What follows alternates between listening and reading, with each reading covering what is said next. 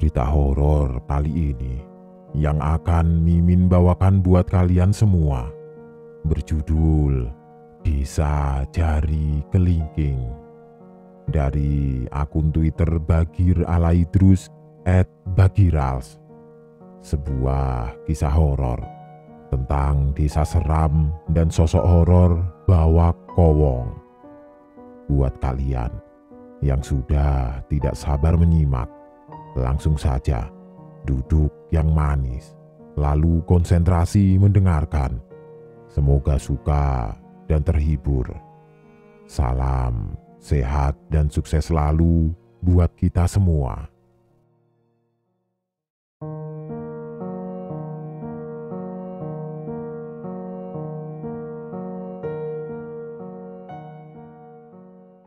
Tidak terasa, ayah sudah hampir 3 tahun meninggalkanku dan keluargaku. Namaku Tara Ardika, umurku 21 tahun. Sekarang aku tinggal dengan ibu dan adikku, Tio Ardia, yang berusia 13 tahun. Semenjak ayah pergi, ibu membanting tulang untuk menghidupi kami.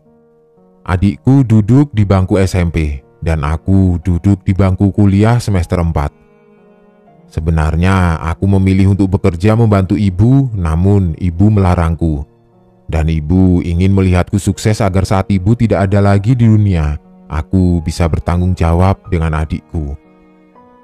Aku selalu berharap agar Tuhan memberikan jalan terbaik di hidup kami agar kami dapat bahagia dan hidup berkecukupan. Di pagi hari, ibu membuatkan sarapan untuk kami. Menu sarapan kami sangat sederhana dan sama setiap harinya, yaitu nasi sisa tadi malam, lalu digoreng menggunakan bawang merah dan garam, benar-benar sederhana. Tidak lama, ibu pun menghampiriku. "Tara, ini uang bulanan kamu, sisanya nanti ya, ibu pakai buat bayar sekolah adik kamu," ucap ibu. Sebenarnya, aku benar-benar tidak tega mengambil uang itu. Aku benar-benar ingin bekerja untuk membantu ibu. Tidak lama, ibu pun menghampiriku. "Tara, ini uang bulanan kamu. Sisanya nanti ya." Ku ambil uang itu dan rasa sedihku bertambah saat melihat tangan ibu. Ibuku memiliki kelainan di tangannya, di mana ibu tidak memiliki jari kelingking. Aku pernah bertanya pada ibu tentang tangannya. Ibu bilang sewaktu kecil ibu bermain-main dengan golok dan tidak sengaja menebas jari kelingkingnya hingga putus. Namun, kadang aku bingung, mengapa kecelakaan itu bisa menghilangkan 2 jari kelingking tangan ibu. Aku tidak berani menanyakan itu, aku takut membuat ibu tersinggung. Aku tidak peduli dengan hal itu. Yang aku tahu, ibu adalah wanita paling hebat bagiku.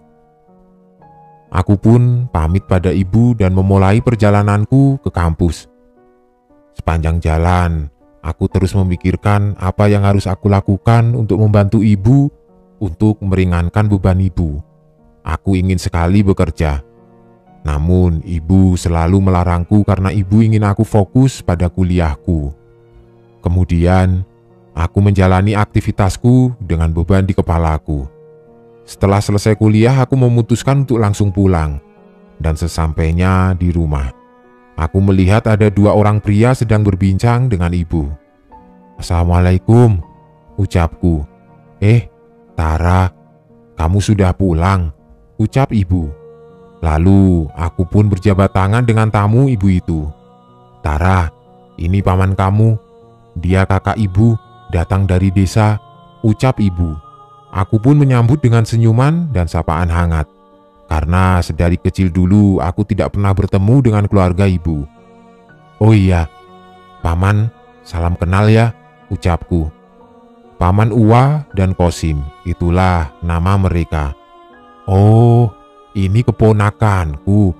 Akhirnya bisa lihat kamu juga," ujar paman Kosim. "Iya, Rosma, anak kamu cantik menawan. Harus dijaga baik-baik ini," ucap paman Uwa. Lalu aku pun izin untuk pergi ke kamar untuk beristirahat. Tidak lama adikku ibuku pulang, dan ku dengar ibu memperkenalkan adikku pada paman kami. Terkadang aku merasa aneh. Mengapa sejak aku kecil tidak ada satupun keluarga ibu yang aku kenal? Aku pernah bertanya pada ibu tentang hal itu. Menurut ibu, desa ibu itu sangat jauh dan memakan banyak waktu. Belum lagi orang-orang di desa ibu itu dilarang untuk menaiki kendaraan apapun. Karena kepercayaan di desa ibu, manusia tidak boleh bergantung pada teknologi apapun. Dan mereka harus bisa menyatu dengan alam. Namun, kurasa itu bukan alasan yang logis untuk tidak berkunjung ke rumah saudara. Tidak lama kemudian, aku mendengar ibu menangis saat berbincang-bincang dengan paman. Aku mengira mungkin karena sudah lama tidak bertemu dan mereka saling melepaskan rindu. Tidak lama, aku mendengar suara paman pamit untuk pulang, dan ibu pun memanggil aku dan adikku untuk berpamitan dengan paman. Lalu setelah itu, ibu mengajak aku dan Tio untuk duduk karena ibu ingin menyampaikan sesuatu. Tara, Tio, ibu mau ngasih tahu kalian kalau nenek kalian sudah meninggal. Itu yang membuat paman kalian datang ke sini, ucap ibu. Lalu aku sekarang paham kenapa tadi ibu menangis. Yang sabar ya bu, ucap Tio. Tio, Tara, ibu sudah berpikir matang-matang. Ibu harus pulang ke desa. Ibu sudah terlalu lama meninggalkan desa itu, ucap ibu. Buat berapa lama bu? Tanyaku. Ibu belum tahu nak. Semoga ibu bisa kembali lagi ke sini, ucap ibu. Ibu kok ngomongnya gitu sih? Ucapku. Lalu ibu menangis dan aku pun merasa ikut bersedih. Mungkin karena ibu sangat terpukul dengan kepergian nenek.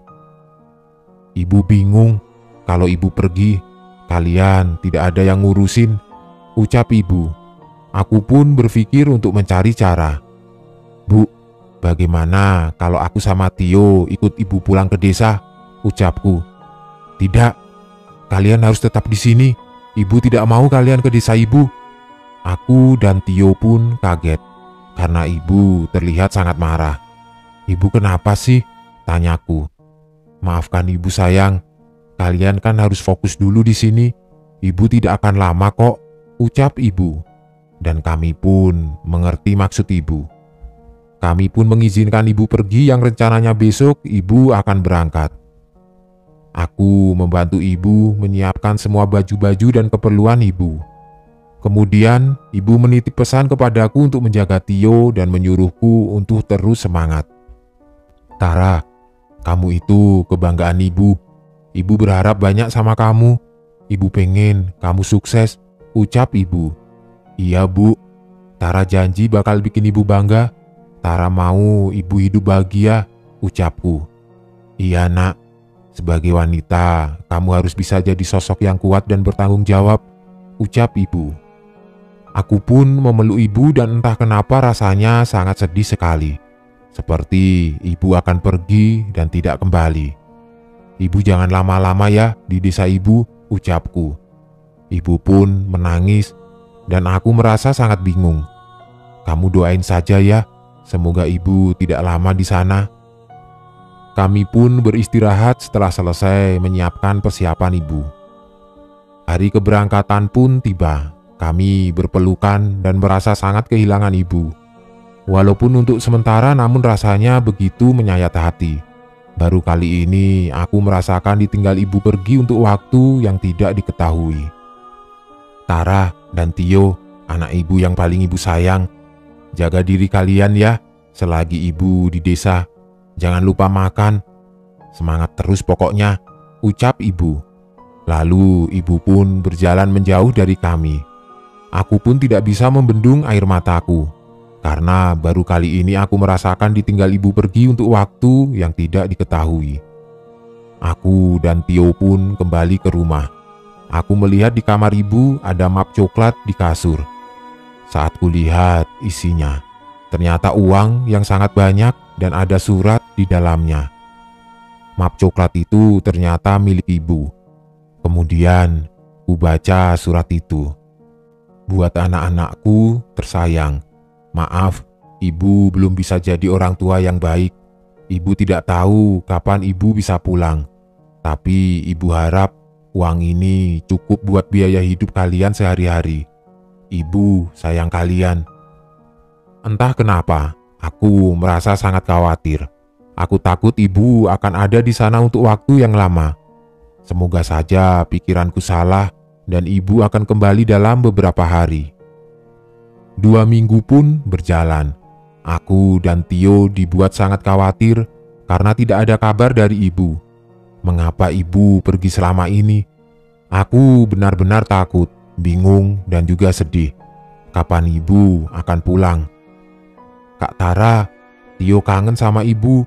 Tio takut ibu kenapa-kenapa," ucap adikku. "Kamu tenang saja, mungkin ibu lagi melepas rindu sama keluarganya.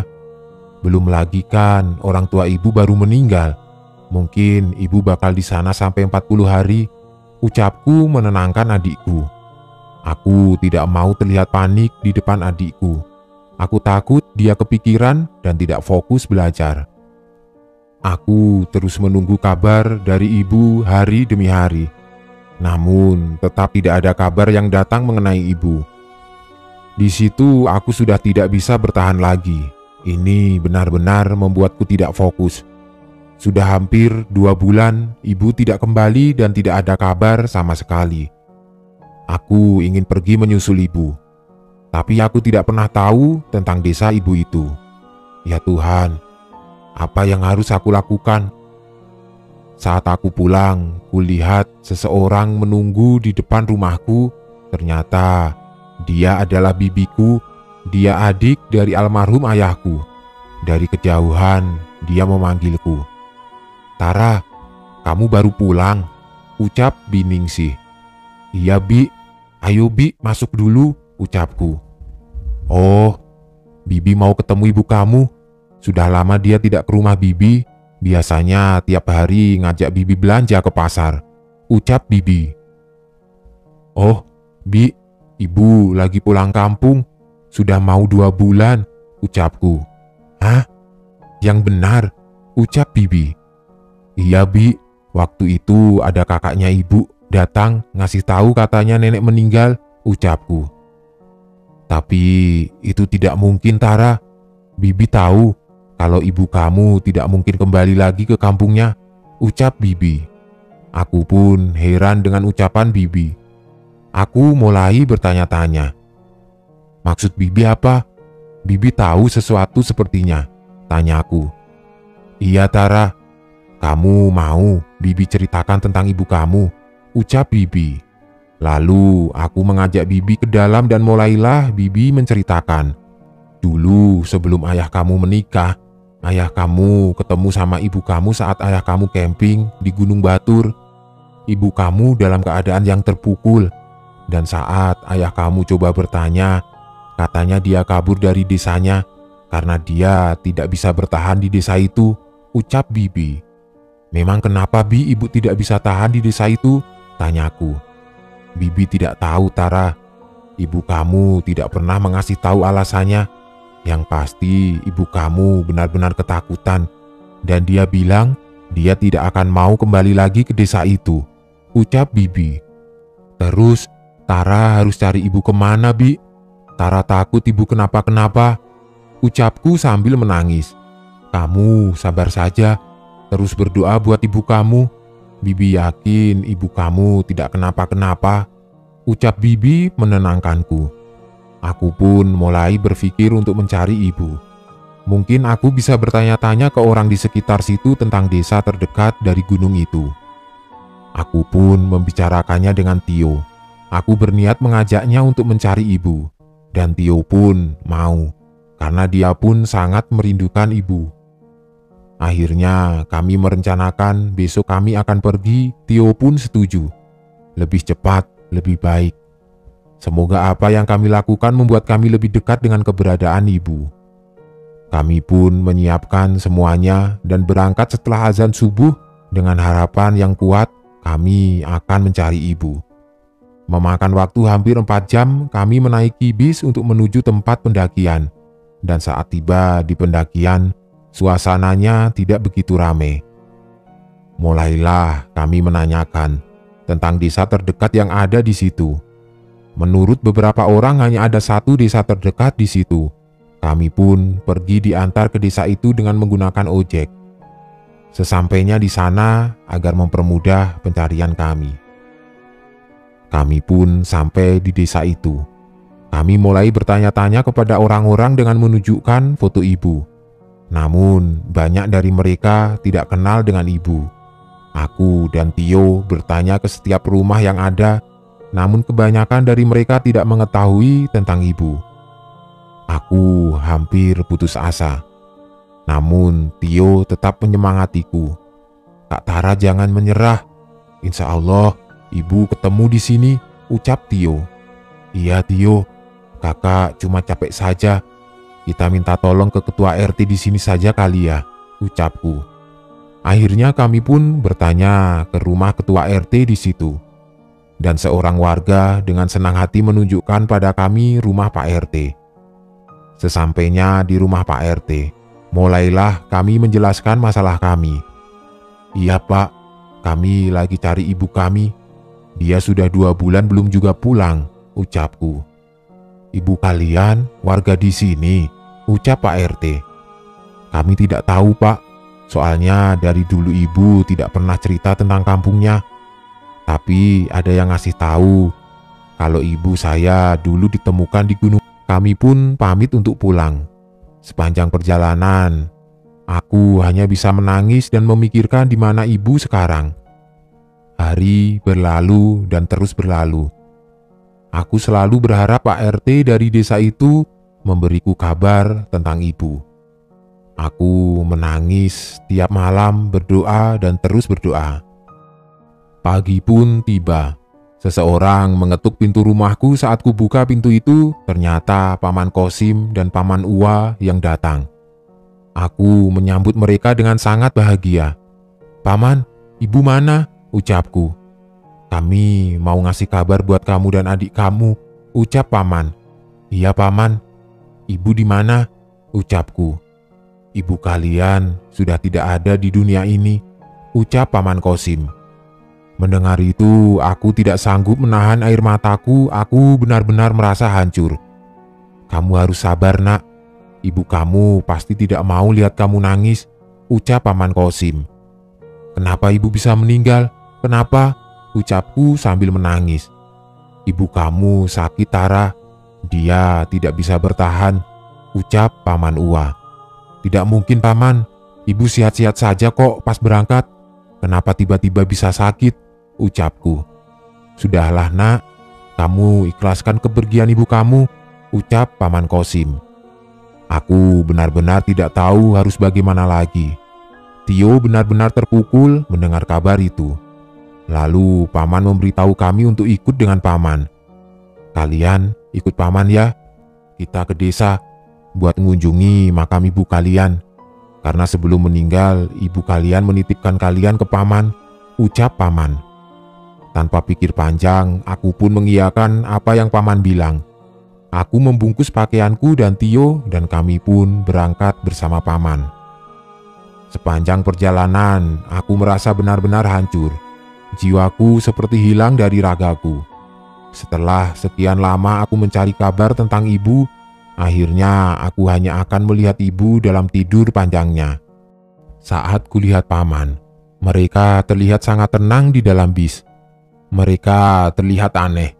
Mereka seperti kebingungan, seperti orang yang baru pertama kali menaiki kendaraan. Iya, mungkin itu wajar. Karena dulu ibu bilang warga di desa ibu tidak diizinkan menaiki kendaraan. Dan akhirnya tibalah kami di tempat pendakian. Ternyata lokasinya benar-benar ada di gunung. Sekarang aku akan tahu di mana desa itu. Kami pun mulai menanjak bersama Paman Uwa dan Kosim. Mereka terlihat tidak terlalu banyak bicara. Sepanjang perjalanan mereka hanya diam, tidak bersuara. Perjalanan sangat panjang. Kami mulai memasuki hutan-hutan dan aku bingung mengapa ada desa yang letaknya memasuki hutan seperti ini. Dan setelah sekian lama, tibalah kami di sebuah gapura yang sangat besar. Paman bilang itu pintu masuk ke desa.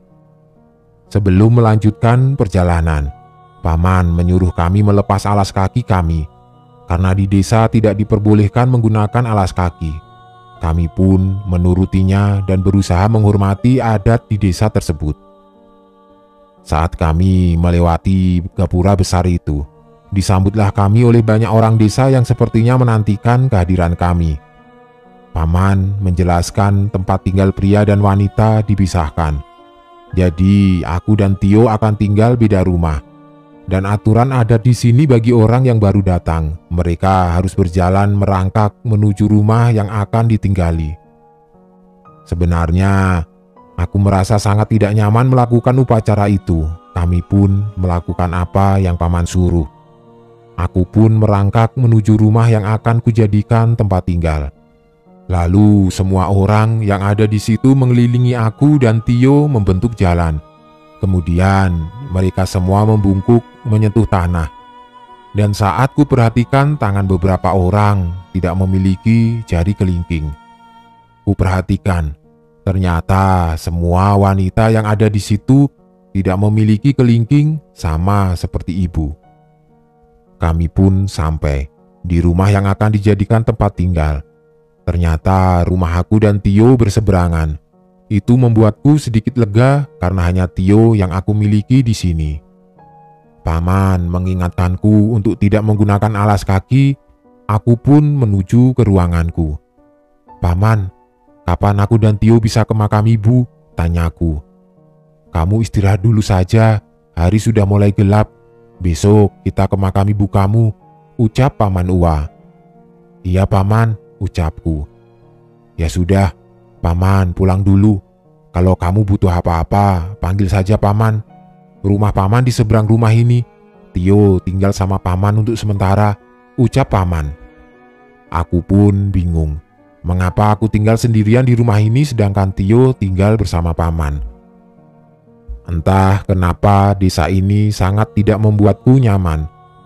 Belum ada listrik di sini dan lantainya pun masih berupa tanah langsung yang membuat kakiku selalu kotor. Aku harus bertahan, semua aku lakukan untuk melihat makam ibu. Belum beberapa menit aku tidur. Aku merasakan dingin pada tanganku. Saat kulihat tanganku, ternyata jari kelingkingku basah oleh sesuatu. Aku coba mencari tahu apa yang menyebabkan jariku basah. Namun, tidak ada apapun di situ. Aku pun kembali tidur. Tidak lama kemudian aku mendengar suara rame dari luar. Aku pun mengintip keluar dari jendela kecil di ruanganku. Ternyata semua warga desa sedang menghadap ke arah ruanganku sambil mengangkat kedua tangan mereka. Apa yang mereka lakukan itu membuatku takut. Aku bisa melihat tangan tanpa kelingking semua wanita yang ada di situ. Ingin sekali aku berteriak dan lari dari tempat ini, namun aku mencoba untuk tenang. Kupikir itu cuma acara adat di desa itu, dan aku hanya perlu kembali tidur. Kulanjutkan tidurku dan mencoba berpikir positif. Pagi pun tiba. Aku tidak ingin mengingat apapun yang terjadi tadi malam. Saat kulihat keluar melalui jendela, ternyata semua warga desa masih berdiri di depan rumahku. Apa yang sebenarnya mereka lakukan? Mungkinkah semua warga desa melakukan itu sepanjang malam dan tidak lama terdengar ketokan pintu? Saat ku buka ternyata Paman Kosim yang datang. "Kamu siap-siap ya, kita ke makam ibu kamu," ucap Paman. "Oh iya Paman, aku siap-siap dulu," ucapku. Lalu setelah itu Paman datang dengan Tio. Kami pun pergi ke makam ibu. Perjalanannya lumayan jauh karena kami harus menyeberangi sungai. Beruntungnya arus sungai tidak terlalu besar dan sampailah kami di sebuah tempat yang penuh dengan tumpukan batu. "Ini makam ibu kalian," ucap Paman. Aku pun menangis melihat kuburan ibu. Begitupun Tio. Kami tidak menyangka akan melihat ibu sudah tidak ada di dunia. Paman Kosim terus menenangkan kami agar kami kuat dan sabar. Lalu Paman Kosim berkata, "Tio dan Tara, ada yang mau Paman kasih tahu ke kalian. ucap Paman Kosim. "Iya Paman, ada apa?" ucapku. "Paman Kosim dan Uwa sudah janji sama ibu kalian kalau Paman tidak akan membiarkan kalian kenapa-kenapa," ucap Paman Kosim. "Iya Paman, makasih banyak," ucap kami. "Tapi kalian harus janji tidak akan meninggalkan desa sendirian. Kalau kalian mau pergi, bilang ke Paman," ucap Paman Kosim. "Iya Paman, makasih. Paman, Tara boleh tanya tidak?" ucapku. "Iya Tara, ada apa?" ucap Paman. "Semalam Tara melihat keluar jendela. Kenapa warga desa berdiri sambil mengangkat tangan mereka? Dan kenapa semua wanita di desa ini tidak punya jari kelingking?" tanyaku. "Oh, kamu melihat yang dilakukan warga desa tadi malam. Itu bagian dari upacara adat untuk menyambut orang baru yang datang ke kampung kami. Kalau masalah jari itu tradisi adat di mana wanita tidak boleh memiliki jari kelingking," ucap Paman. "Terus, kenapa wanita di sini tidak boleh punya jari kelingking?" tanya Tio. "Karena menurut kepercayaan di desa ini, jari kelingking itu mengundang Bawak Kowong datang ke desa," ucap Paman. "Bawak Kowong? Itu apa Paman?" ucapku. "Ah, sudah, kalian tidak perlu tahu. Ayo, kita kembali ke desa." Aku merasa sedikit takut, karena aku pikir mungkin hanya aku yang wanita di desa itu yang memiliki jari kelingking. Aku benar-benar ingin secepatnya meninggalkan desa ini. Lalu Tio berbisik kepadaku, "Kak Tara, Tio merasa aneh di sini. Orang-orang juga pada aneh," ucap Tio. Aku pun kembali berbisik pada Tio, "Kamu tenang saja. Kakak juga tidak mau lama-lama di sini," ucapku. "Jangan harap kalian bisa keluar dari sini," ucap Paman Kosim. Aku dan Tio pun kaget. Aku kira Paman hanya bercanda, namun dia tidak menengokkan wajahnya pada kami dan terus berjalan. Kami terus berjalan, dan tibalah kami di desa. Saat itu warga menunggu kami sama seperti saat pertama kali kami datang ke desa itu. Lalu seorang wanita dengan pakaian yang terbuat dari daun mendatangiku dengan membawa sebuah mangkuk yang berisi sesuatu. Kemudian Paman menyeruhku mencelupkan tanganku ke dalam mangkuk itu. Aku pun mengikuti semua instruksinya, dan aku tidak tahu cairan apa yang ada di mangkuk itu berwarna hitam pekat dan lengket. Lalu aku dan Tio kembali ke rumah masing-masing. Kemudian Paman membawakanku makanan. Aku mulai merasa tidak nyaman dengan desa ini. Semua yang ada di sini begitu aneh, membuatku tidak menikmati sedetik pun waktu yang kupunya. Aku akan pergi secepatnya dari desa ini. Kemudian aku memutuskan untuk pergi ke rumah Paman Kosim. Saat aku membuka pintu dan mulai berjalan ke rumah Paman, tiba-tiba adikku Tio keluar dari rumah dan mengajakku untuk membicarakan sesuatu. "Ada apa Tio?" tanyaku. "Kak, tadi aku dengar Paman Kosim dan Paman Uwa cekcok," ucap Tio. "Mereka cekcok masalah apa?" tanyaku. "Paman Kosim bilang kalau kakak harus dikurbanin." Tio tidak mengerti maksudnya apa. Tapi Paman Uwa tidak setuju, karena Paman Uwa sudah janji sama ibu buat menjaga kita, ucap adikku. "Astaga, kamu tenang ya, besok kita pergi dari sini. Coba buat tenang, kakak tahu ada yang tidak beres di desa ini." "Tio takut kak, Tio pengen pulang secepatnya," ucap Tio. "Iya Tio, kita bakal pergi dari sini secepatnya," ucapku. Lalu Tio pun masuk ke dalam, begitu juga aku. Sesampainya di dalam aku menangis dan kebingungan apa yang harus aku lakukan. Hari mulai gelap, aku harus bersabar sampai besok.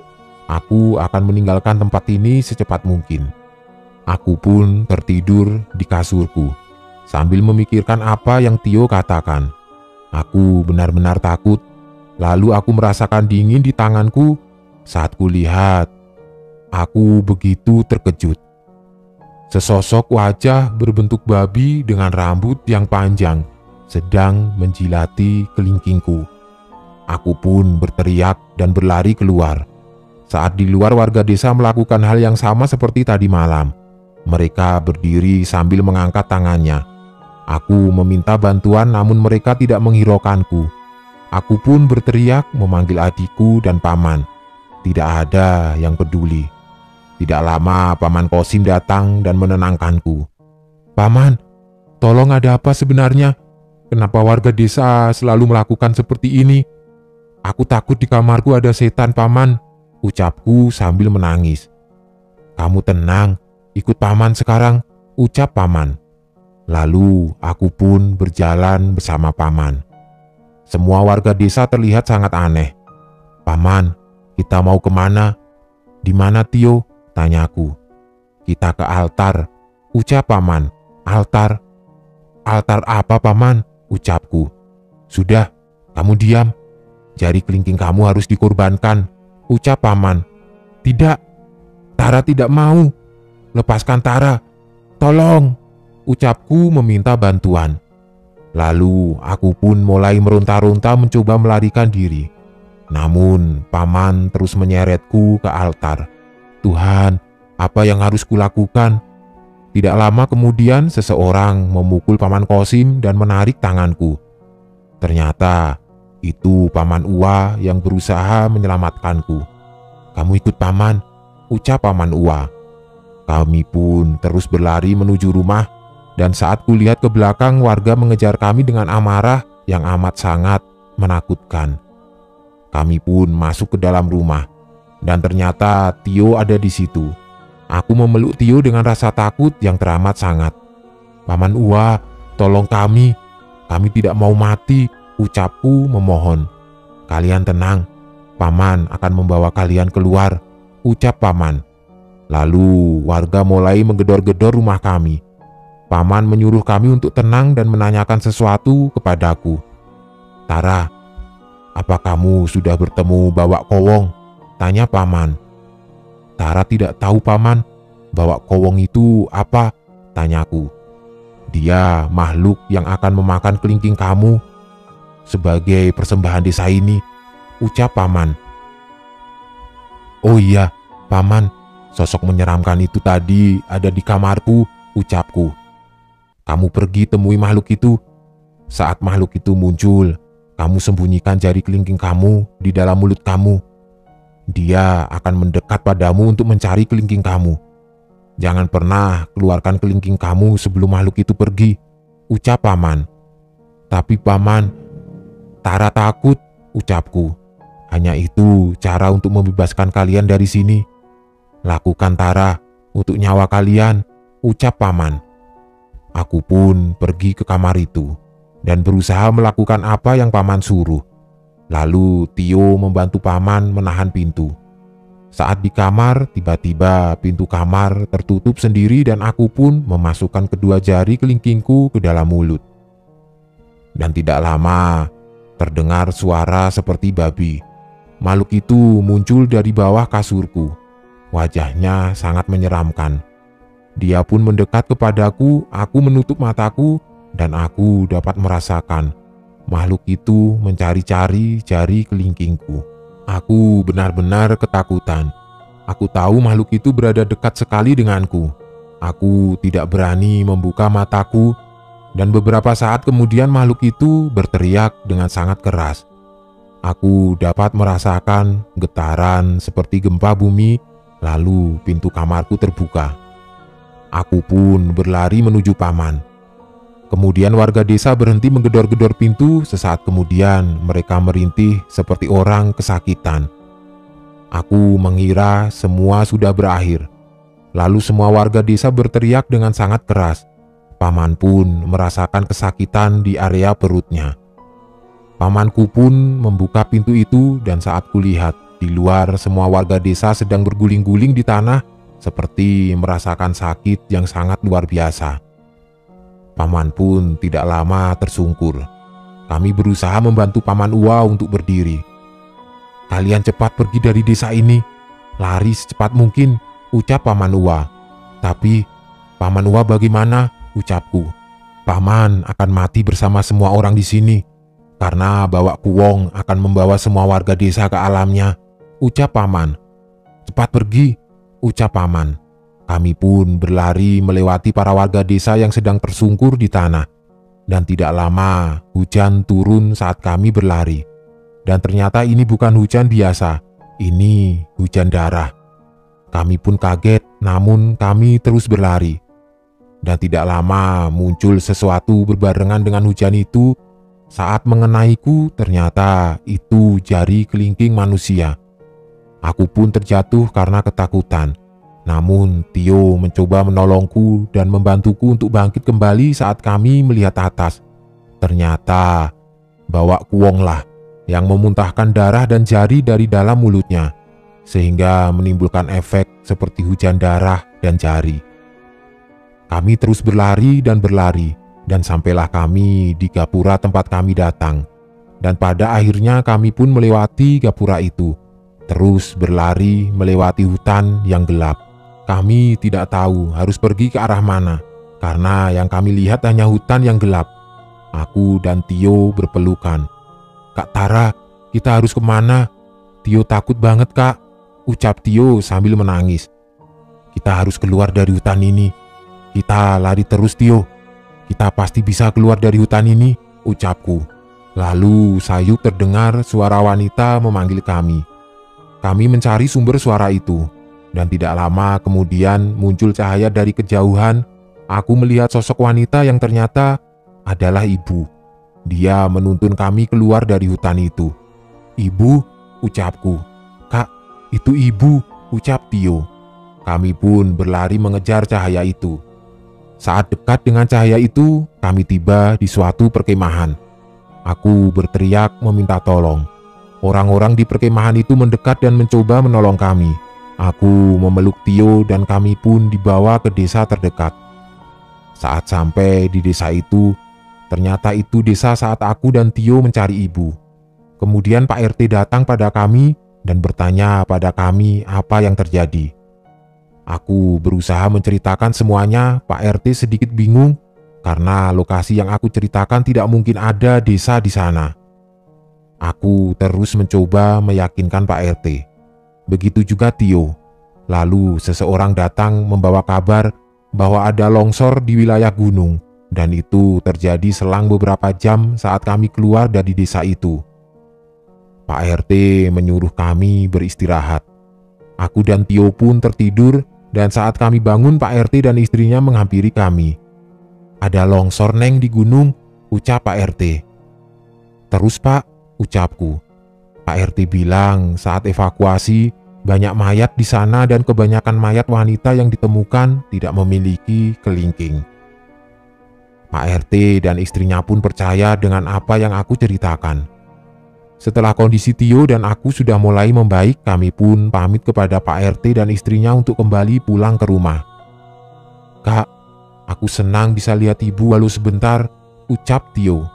Iya Tio, ibu menyelamatkan kita dari hutan itu.